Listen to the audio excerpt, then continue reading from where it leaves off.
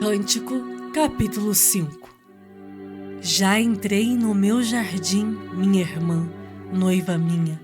Colhi a minha mirra com a especiaria, comi o meu favo com o mel, bebi o meu vinho com o leite, comei e bebei, amigos, bebei fartamente, ó amados. Eu dormia, mas o meu coração velava, eis a voz do meu amado que está batendo. Abre-me, minha irmã, querida minha, pomba minha, imaculada minha, porque a minha cabeça está cheia de orvalho, os meus cabelos das gotas da noite. Já despi a minha túnica, hei de vesti-la outra vez? Já lavei os pés, tornarei a sujá-los? O meu amado meteu a mão por uma fresta, e o meu coração se comoveu por amor dele. Levantei-me para abrir ao meu amado. As minhas mãos destilavam mirra, e os meus dedos mirra preciosa sobre a maçaneta do ferrolho. Abri ao meu amado, mas já ele se retirara e tinha ido embora. A minha alma se derreteu quando, antes, ele me falou. Busquei-o e não o achei. Chamei-o e não me respondeu. Encontraram-me os guardas que rondavam pela cidade. Espancaram-me e feriram-me. Tiraram-me o manto os guardas dos muros. Conjuro-vos, ó filhas de Jerusalém, se encontrardes o meu amado, que lhe direis?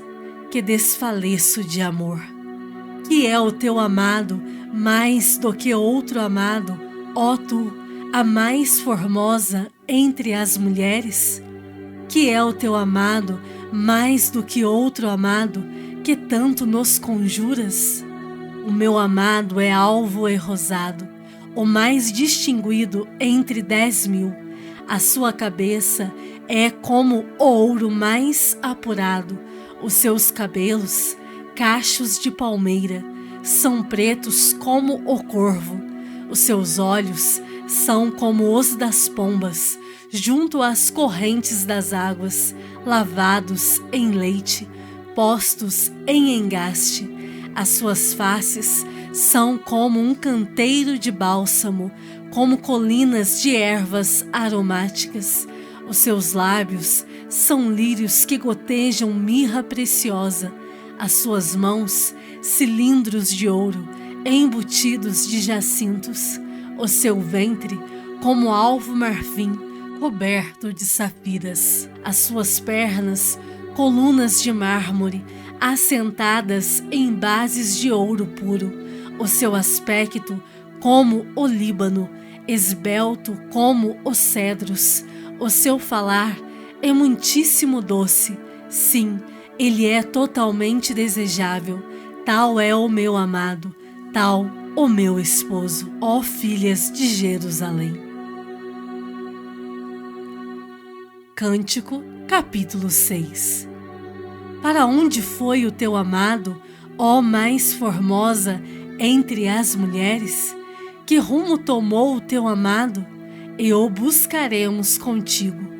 O meu amado desceu ao seu jardim, aos canteiros de bálsamo, para pastorear nos jardins e para colher os lírios. Eu sou do meu amado, e o meu amado é meu. Ele pastoreia entre os lírios.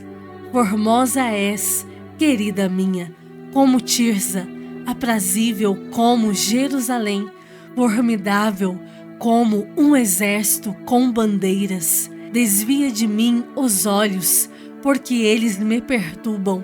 Os teus cabelos descem ondeantes, como o rebanho das cabras de Gileade. São os teus dentes como o rebanho de ovelhas que sobem do lavadouro, e das quais todas produzem gêmeos, e nenhuma delas há sem crias. As tuas faces, como romã partida, brilham através do véu. 60 são as rainhas, 80 as concubinas, e as virgens sem número, mas uma só é a minha pomba, a minha imaculada, de sua mãe, a única, a predileta daquela que a deu à luz. Viram-na as donzelas e lhe chamaram ditosa. Viram-na as rainhas e as concubinas e a louvaram. Quem é esta que aparece como a alva do dia, formosa como a lua, pura como o sol, formidável como um exército com bandeiras? Desci ao jardim das nogueiras para mirar os renovos do vale, para ver se brotavam as vides, se floresciam as romeiras.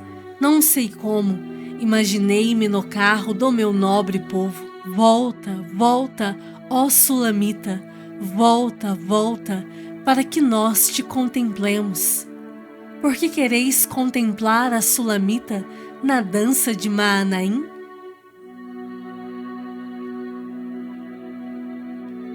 Salmos de número 72. Concede ao rei, ó Deus, os teus juízos e a tua justiça ao filho do rei. Julgue ele com justiça o teu povo e os teus aflitos com equidade. Os montes trarão paz ao povo, também as colinas atrarão com justiça. Julgue ele os aflitos do povo, salve os filhos dos necessitados e esmague ao opressor. Ele permanecerá enquanto existir o sol e enquanto durar a lua, através das gerações. Seja ele como chuva que desce sobre a campina ceifada, como aguaceiros que regam a terra.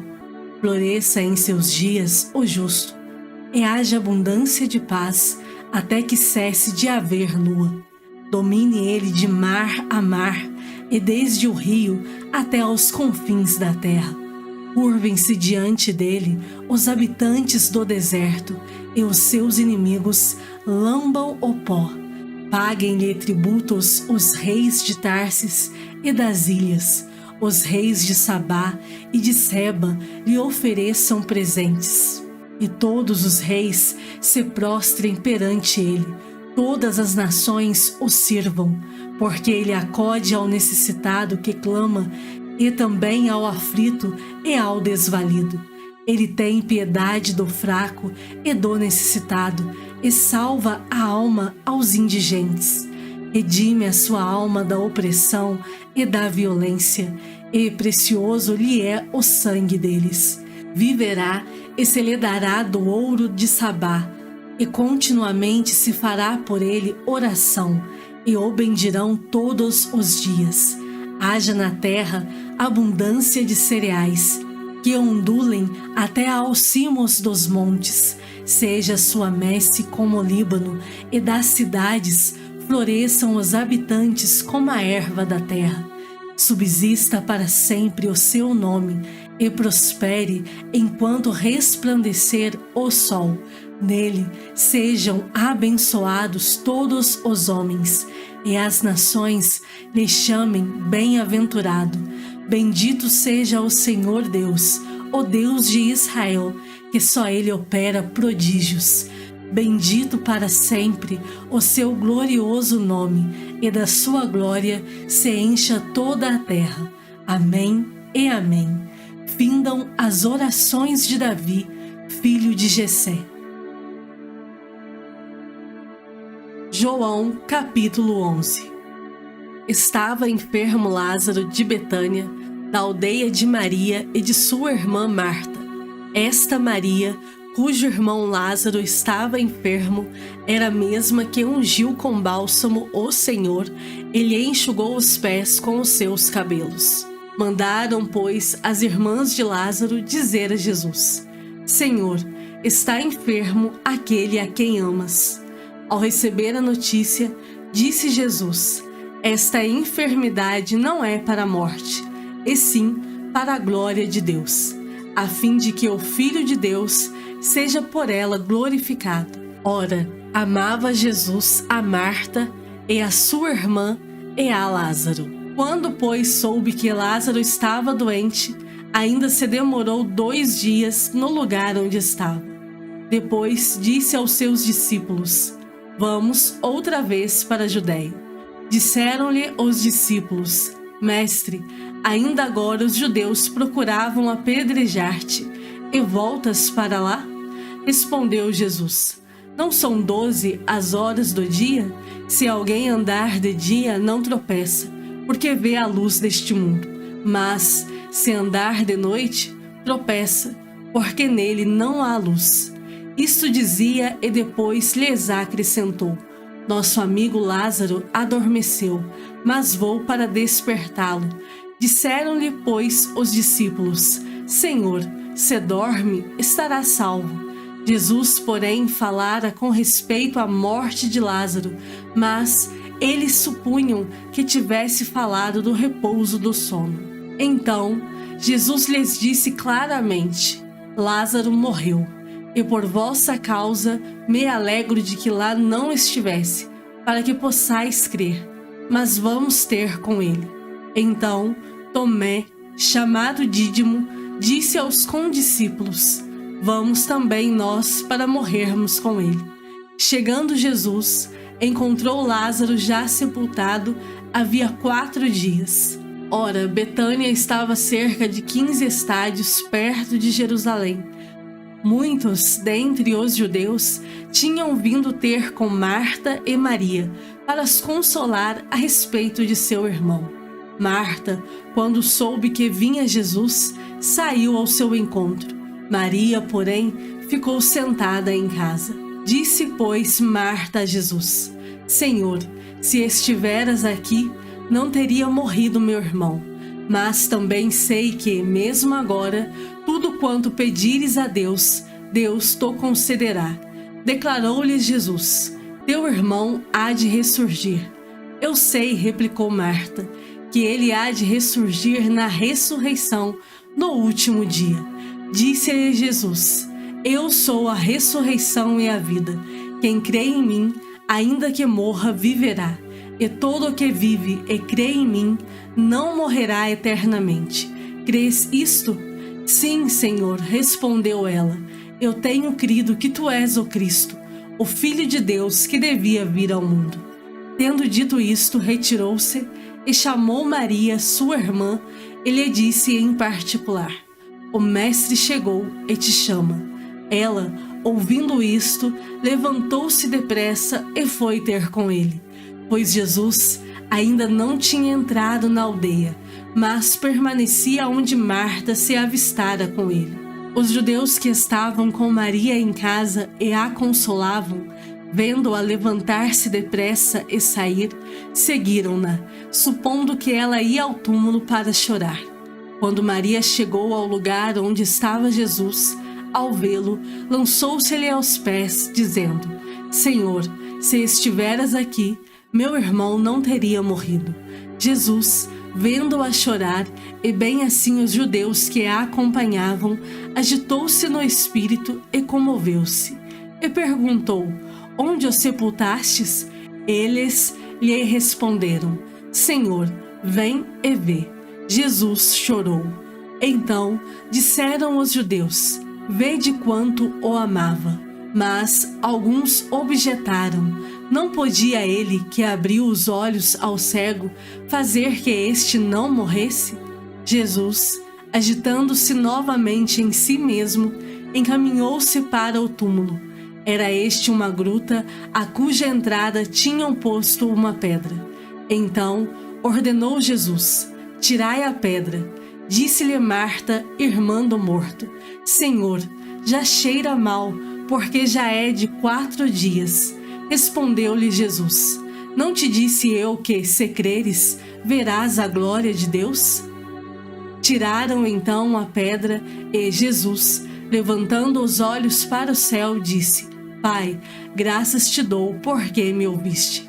Aliás, eu sabia que sempre me ouves, mas assim falei por causa da multidão presente, para que creiam que tu me enviaste. E, tendo dito isto, clamou em alta voz: Lázaro, vem para fora. Saiu aquele que estivera morto, tendo os pés e as mãos ligados com ataduras e o rosto envolto num lenço.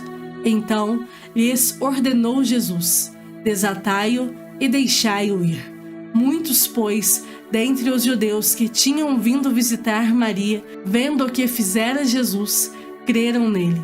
Outros, porém, foram ter com os fariseus e lhes contaram dos feitos que Jesus realizara. Então, os principais sacerdotes e os fariseus convocaram o sinédrio e disseram: que estamos fazendo, uma vez que este homem opera muitos sinais? Se o deixarmos assim, todos crerão nele. Depois virão os romanos e tomarão não só o nosso lugar, mas a própria nação. Caifás, porém, um dentre eles, sumo sacerdote naquele ano, advertiu-os dizendo: vós nada sabeis, nem considerais que vos convém que morra um só homem pelo povo e que não venha a perecer toda a nação. Ora, ele não disse isto de si mesmo, mas, sendo sumo sacerdote naquele ano, profetizou que Jesus estava para morrer pela nação. E não somente pela nação, mas também para reunir em um só corpo os filhos de Deus que andam dispersos. Desde aquele dia, resolveram matá-lo, de sorte que Jesus já não andava publicamente entre os judeus, mas retirou-se para uma região vizinha ao deserto, para uma cidade chamada Efraim, e ali permaneceu com os discípulos.